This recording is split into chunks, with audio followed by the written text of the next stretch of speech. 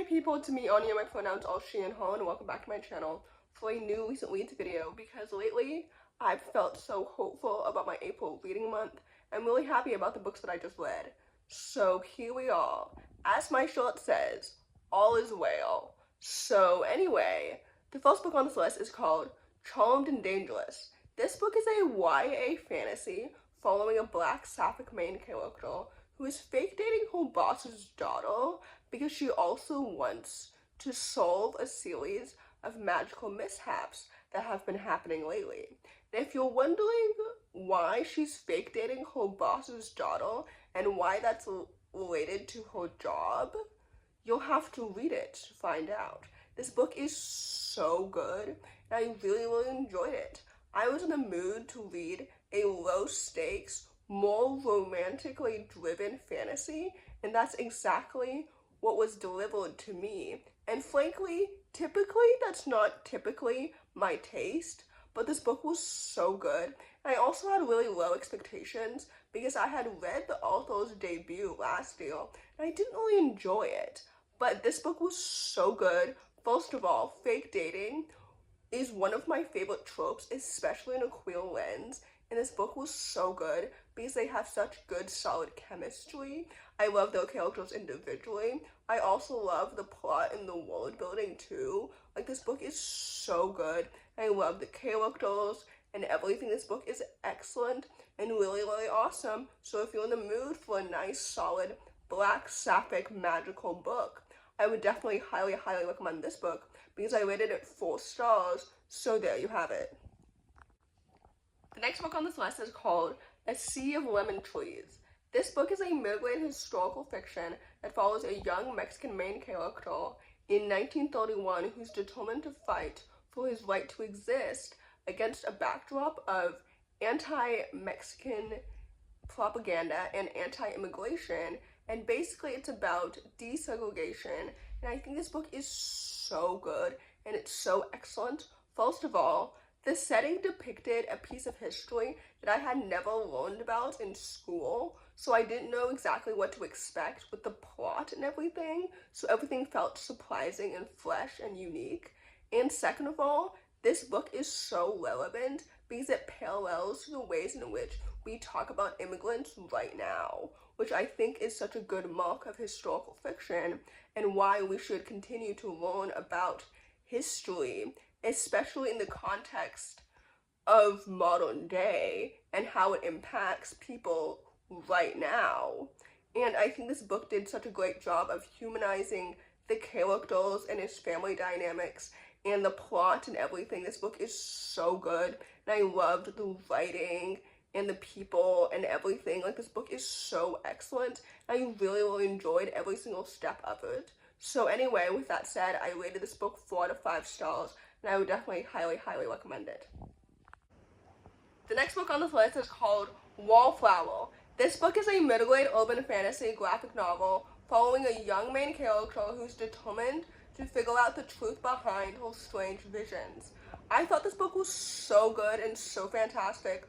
First of all, the illustrations are so pretty and so vibrant, and they kind of reminded me of the art style of Adventure Time or something like that. I've never actually seen Adventure Time, but I've heard that it's really good and really gay, which is right up my alley.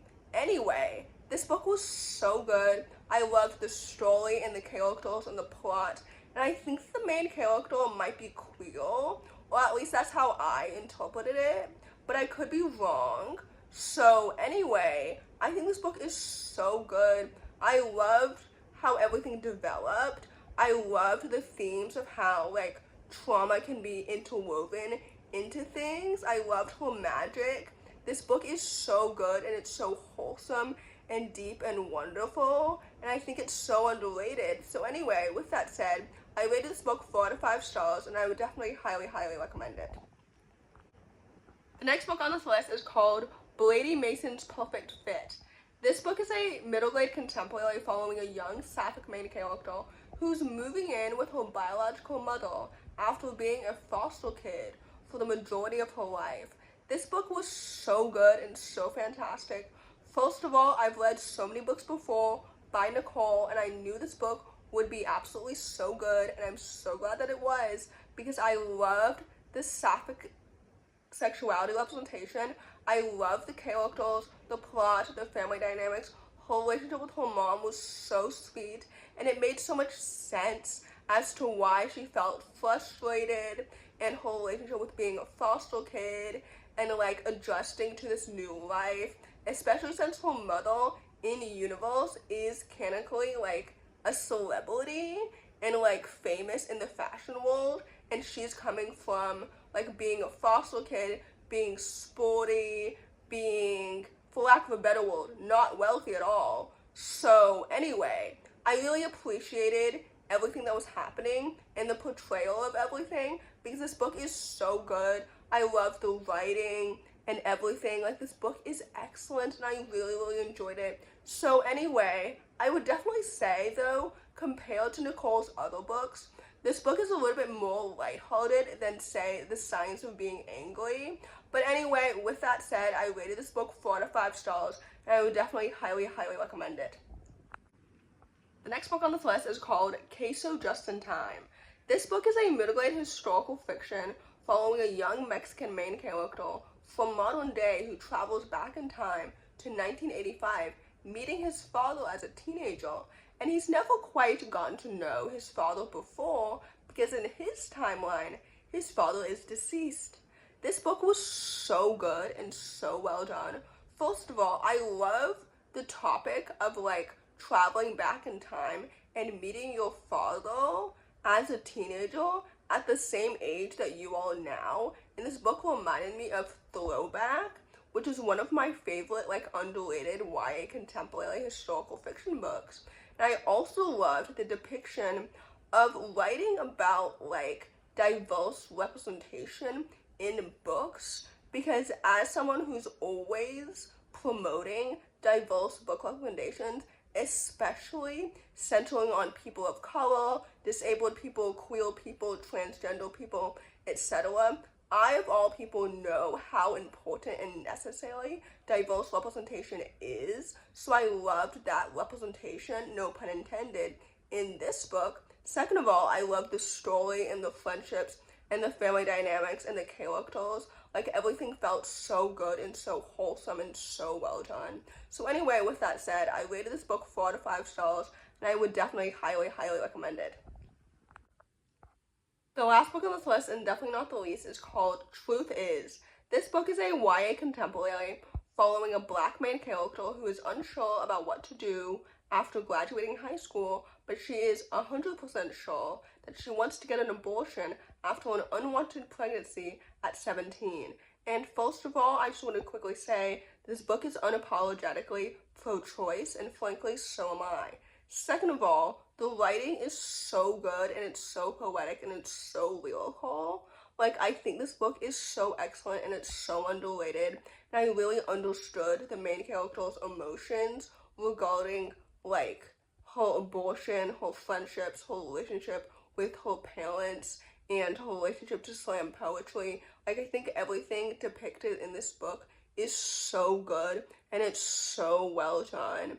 Like, I love the characters and her friend group and everything. Like, I love this book so much, and I think it's so excellent and just so good and so emotional and just so awesome. And like, I think it's so good. Like, I rated this book 4 out of 5 stars because I really loved it so much. And with that said, I would definitely highly recommend it. So in conclusion, it started raining during my filming of this, so I apologize if you heard any of that. Second of all, like I mentioned earlier, I'm feeling really hopeful and really happy about the beginning of my April reading month, so I hope it continues to be. Like, the quality of the books I read is more important than the quantity of the books I read, and that is something that I will always keep in mind. So anyway, in conclusion, if you enjoy this video, please don't hesitate to give it a big thumbs up. Comment down below, not the whale emoji like you might expect, but the dolphin emoji if you made it all the way to the end of the video. Thanks for watching, subscribe to my channel if you're new, and I'll see you in my next video. Bye!